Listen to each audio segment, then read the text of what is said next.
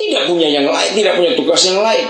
Mari gereja kita melihat cara malaikat ini bertugas. Jadi apa yang ditugaskan oleh surga itu dikerjakan. Setelah itu dia pergi, nggak urusan lagi. Kata ini penting. Setelah malaikat-malaikat itu pergi, kapan mereka pergi? Setelah menyampaikan itu. Renungkan artinya apa? Lagi ini tema utama Lukas 2:14. Artinya tugas selanjutnya adalah para gembala, betul tidak? Meneruskan berita itu kepada dunia. Ingat, seluruh bangsa tadi. Maka itu mengapa dari awal saya katakan Natal tidak berarti kalau kita tidak memberi makan orang lain. Katakan amin. Sampai seluruh bangsa. Apalagi kata damai sejahtera di bumi. Malu kita dengan Malaysia. Malu. Tahun 70-an Malaysia itu impor dosen dari UI, ITB, Erlangga, ITS diimpor ke Kuala Lumpur mengajar di sana dosen-dosen itu. Tahun 70-an itu Petronas, itu Pertamina-nya Malaysia, itu belajar dari orang-orang Pertamina di Indonesia. Setelah 20 tahun itu terbalik. Sekarang ini di kota Kuala Lumpur, Universitas Malaysia dan perguruan tinggi swasta di Malaysia. Saudara, sekarang ini lebih dari 13.000 mahasiswa Indonesia kuliah di Kuala Lumpur. Yang 30 tahun yang lalu mereka belajar dari kita. Minyaknya Malaysia itu sedikit, nggak ada 10%-nya kekayaan ladang minyak Indonesia. Ingat, Petronas, gedung kembar tertinggi di Malaysia itu hasil dari minyak yang dulu belajar di Indonesia. Indonesia minyak begitu banyak, gedung sepotong aja nggak punya. Karena pencurinya luar biasa di negeri ini. Mengapa Malaysia begitu maju? Karena pemerintahnya yang bersejahtera, rakyatnya itu serius. Kalau Indonesia ini dikelola dengan baik, para pejabatnya baik mengelola negeri ini. Sejak 20 tahun yang lalu, sudah nggak ada orang sekolah bayar di Indonesia ini. Nggak ada orang berobat bayar di Indonesia ini. Karena kekayaannya luar biasa.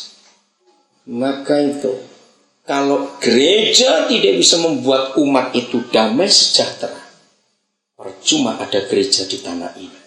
Percuma merayakan Natal. Saya mau katakan, tolong kalau saudara masih punya akses, punya jalur ke GKI dan YPK, ngomong. Saudara sudah terbukti hitam di atas putih. Yapis, sekolah-sekolah Yapis jauh di atas YPK di Papua. Ya atau tidak? Coba jawab. Mengapa ini bisa terjadi di tanah Kristen? Karena gobloknya para pemimpin. Ketika uang banyak dari Belanda masuk ke Papua membantu YPK, tidak digunakan baik-baik. Saudara malu, Yapis bisa lebih bagus dari YPK, ini kan gila. Apa kerjanya gereja di tanah Papua ini? Dengar, pemuda-pemudi Kristen. Jumlah anak muda Kristen yang jadi guru dari tahun ke tahun makin turun. Tapi pemuda-pemudi Islam yang jadi guru makin banyak. Saya punya data dari Unipah Manokwari dan Uncen Jayapura. Fakultas keguruan itu makin tahun anak-anak Papua jadi guru makin kecil jumlah.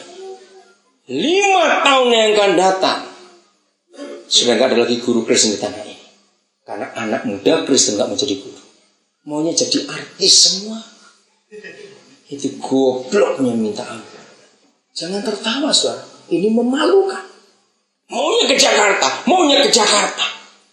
Orang Islam masuk banyak jadi guru di Papua. Jangan salahkan mereka. Kalau 5 tahun akan datang anak-anak kita diajar oleh guru-guru Islam. Jangan salahkan mereka.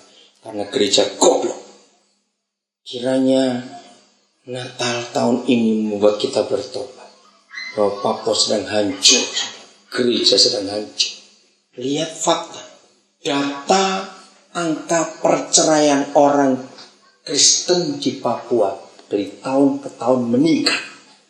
Jumlah suami nyeleweng makin gila di tanah ini. Kristen ini. Akhirnya orang Kristen hanya pintar beranak, tapi tidak tahu membawa anak itu kemana. Kawin di sana beranak, kayak babi saja. Jangan tertawa kan, ini serius saya berkata. Anak-anak muda pintar ngeseks kiri kanan. Punya anak tidak bertanggung jawab.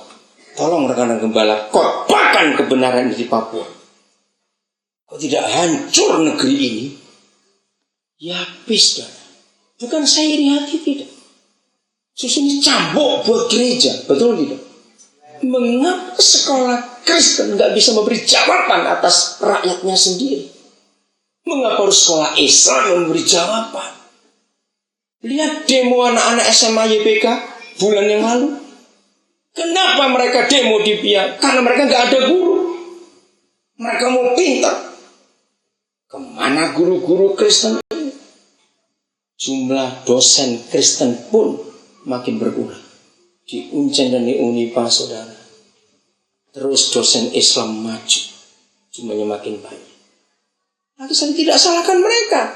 Karena mereka mau berbakti. Dan mereka punya visi. Kita tidak punya visi untuk tanah kita sendiri. Kapan kita bisa membuat rakyat ini damai sejahtera? Bagaimana mau damai sejahtera? Sekolah saja nggak selesai. Mau pintar bagaimana? Ayo bangkit. Sungguh ini mengerikan. Secara hitungan kertas, saudara, nggak akan selamat. Papua nggak akan selamat. Hitungan kertas. AIDS-nya tinggi, TBC-nya tinggi, malaria tinggi. Ini 3 penyakit membunuh. Sudah penyakitnya banyak, mabuk lagi. Sudah begitu, nggak sekolah lagi pintar. Sudah begitu, nggak ada jadi guru lagi. Hancur nggak tanah ini. Maka itu rekan-rekan pendeta, tolong dalam api Asosiasi Pendeta Indonesia sampaikan kebenaran ini. Bahwa jumlah anak muda Kristen jadi guru makin berkurang. Ini bahaya. Padahal orang-orang tua kita dulu itu rata-rata guru. Betul tidak? Ya, orang Manado, orang Minasa, orang Ambon, orang Timur itu guru semua datang ke sini dulu. Kenapa kita sekarang mau jadi guru? Ini saya belum bicara yang lain. Dalam segi ekonomi, kita kalah juga dengan orang-orang Bugis, dengan orang-orang Buton. Saya pernah dengan sengaja naik speedboat dari Manokwari menyusuri Teluk Cendrawasih sampai ke Nabire. Waktu kami mengunjungi desa-desa di pesisir itu, saya juga pertama kali itu lihat koral, ya, taman laut di Rumberpon itu, aduh bagus sekali. Di Anggara Meos itu luar biasa. Saya sampai takjub lihat ciptaan Tuhan. Pantas kalau Dominicaine almarhum duduk di atas ketinggian Wasior melihat lembah dan dia ngarang banyak lagu dan jadi lagu jemaat sampai hari ini. Saya baru tahu atau sampai sana. Saudara, apa yang dikeluhkan oleh semua masyarakat Kristen sepanjang pantai itu? Gereja besar-besar, tapi nggak ada majelis, nggak ada pendeta. Mereka bilang kami itu kalau perjamuan kudus tahun sekali atau tahun 2 kali saja. Kenapa begitu lama? Karena nggak ada majelis, nggak ada pendeta ini. Berapa kota kecamatan waktu itu belum banyak. Saya kunjungi. Jawaban mereka, pendeta kami dan camat kami jarang datang. Yang lebih rajin mengunjungi kami itu orang Buton. Rata-rata itu omongan mereka, orang Buton lebih rajin mengunjungi kami daripada pendeta dan camat kami. Sedih nggak? Orang Buton begitu setia karena mereka punya misi dan punya visi. Lihat orang Buton beraninya perahu kecil-kecil gitu ngarungi laut karena punya misi dan punya visi. Jadi 100% yang menguasai ekonomi itu bukan orang Kristen Papua, tapi orang Buton. Jangan salahkan mereka lalu kita iri hati pada pendatang. Jangan salah. Karena mereka semangat. Mereka punya tujuan hidup yang jelas. Kalau kita enggak, sengaja cuma nyanyi khotbah sembahyang. Maaf, Papua enggak akan dibolehkan.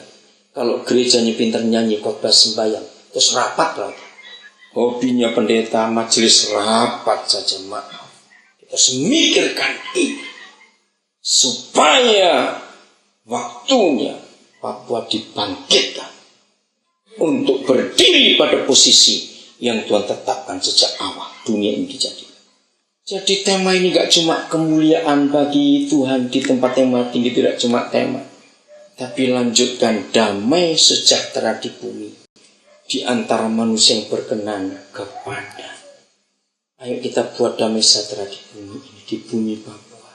Hentikan kemabukan, amin. Hentikan perjudian.